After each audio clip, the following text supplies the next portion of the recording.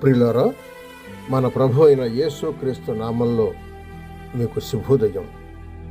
ఆయనను గూర్చి అనుదిన ఆత్మీయ ఆహారం, జనవరి 28 బుధవారం. నేటి మన ధ్యాన లేఖనం యెహోషువ గ్రంథం 18వ అధ్యాయం 1వ వచనం.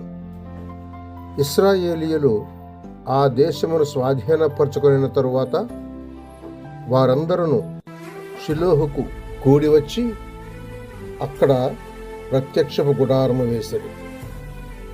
వ్యాఖ్యానాంశం సమాధానం. వ్యాఖ్యానం: షిలోహు ఒక స్థలం మరియు షిలోహు ఒక పురుషుడు, అనగా క్రీస్తు యేసే షిలోహు వంటివాడు.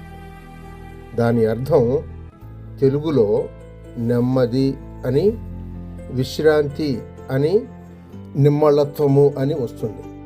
ఆదికాండం 49వ అధ్యాయం 10వ వచనంలో కాలక్రమేణ యోధా గోత్రమునందు ఇట్టివాడు జన్మించును అని ప్రకటించబడింది.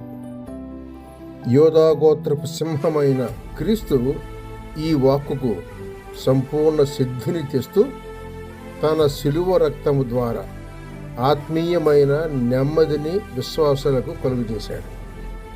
అసలు ఎఫెసీ పత్రిక 2వ అధ్యాయం 16వ వచనంలో క్రీస్తు మన సమాధానమే అని పిలువబడుతూ ఉన్నాడు.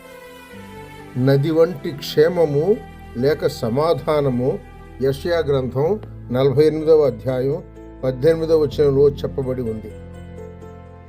యెషయా గ్రంథం 26వ అధ్యాయం 3వ వచనంలో పూర్ణ శాంతి లేక పూర్ణ సమాధానము సూచింపబడుతోంది.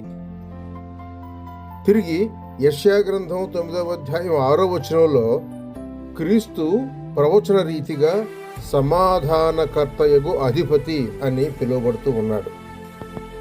ఈ వాక్యాలన్నీ క్రీస్తుకే సాక్ష్యం ఇస్తున్నాయి. ఈ సమాధానం మీకు అనుభవమైనా? ఎందుకు లేదు? నా సమాధానమే మీకు ఇచ్చుచున్నాను అని యోహాను సువార్త 14వ అధ్యాయం 27వ వచనంలో సెలవైంది.